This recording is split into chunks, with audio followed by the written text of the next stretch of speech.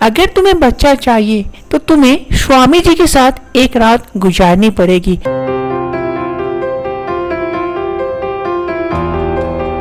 प्रणाम बाबा।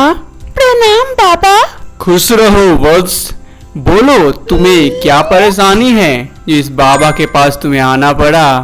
बाबा, हमें एक गंभीर परेशानी है, आप ही इसका हल निकाल सकते हैं। प्लीज बाबा, आप इसका समाधान कर दीजिए।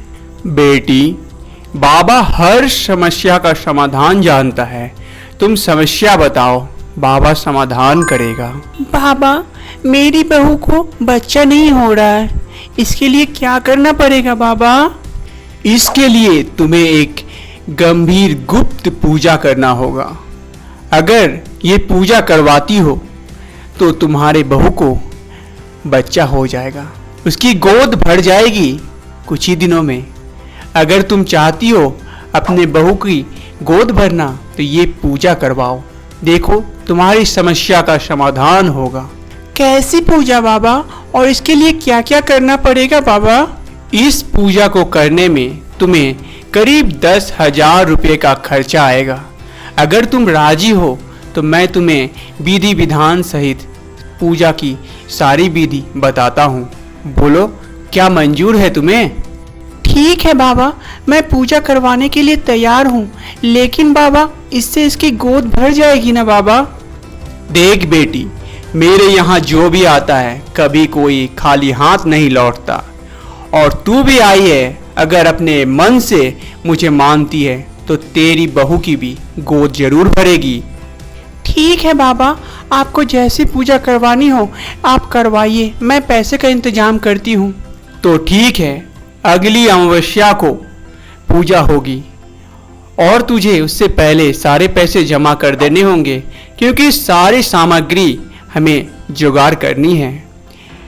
और उस अमावस्या को पूजा होगी, हवन होगी, और वो पूजा रात के 12 बजे के बाद ही होगी।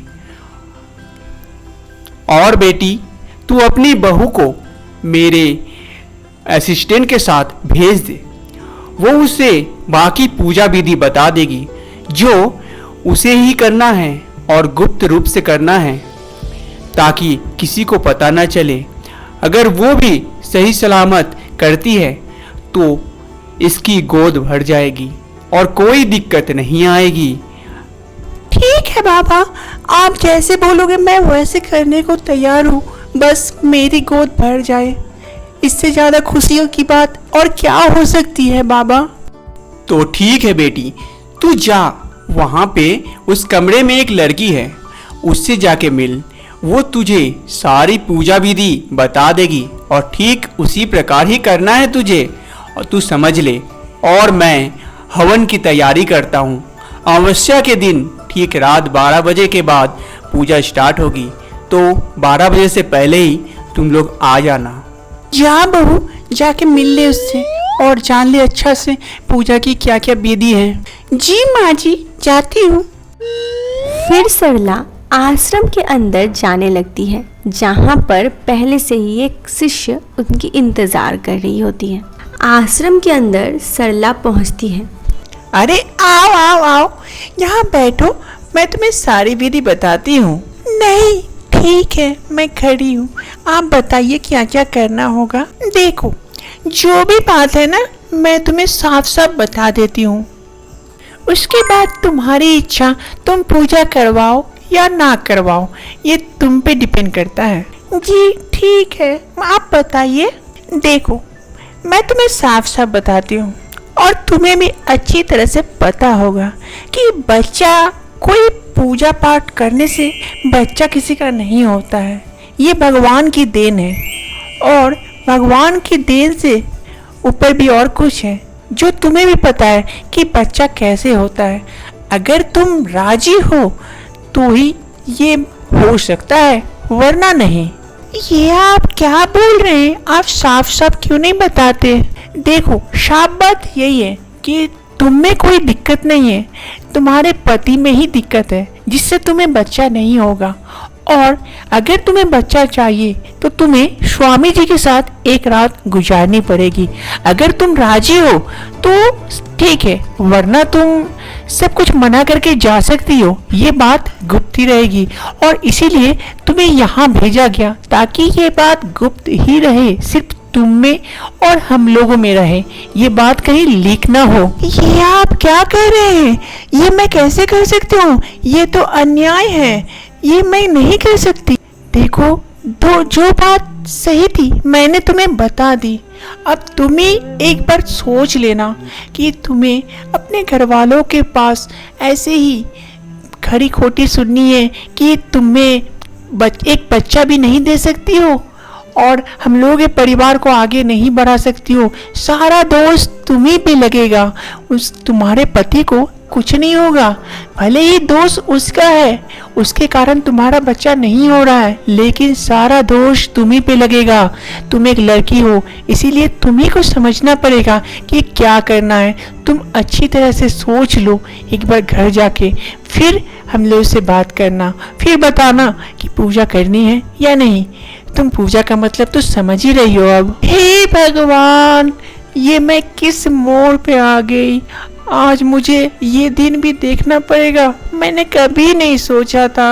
हे भगवान, मुझे बचा ले। भगवान कुछ नहीं करते, तुम्हें जो करना है करना पड़ेगा और ये बात गुप्त रहेगी, किसी को पता नहीं चलेगी।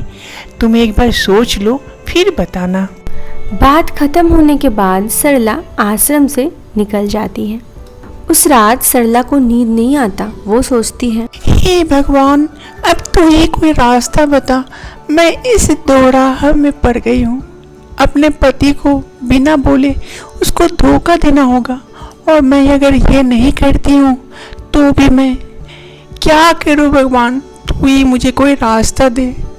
घर वाले सब मुझसे मेरा एक बच्चा चाहते हैं और मैं उन लोगों को ये खुशी नहीं दे पाऊंगी, मैं क्या करूं भगवान, तू ही कुछ रास्ता बता। तय दिन पूजा शुरू होती है, हवन होता है और उसके बाद स्वामी जी उससे कहते हैं कि जाओ वत्स, बेटी को उस कमरे में ले जाओ, उसके साथ कुछ खास पूजा अर्चना करनी है, जाओ उसे ले जाकर तैयार करो। जी गुरुदेव, अभी लेके जाती हूँ।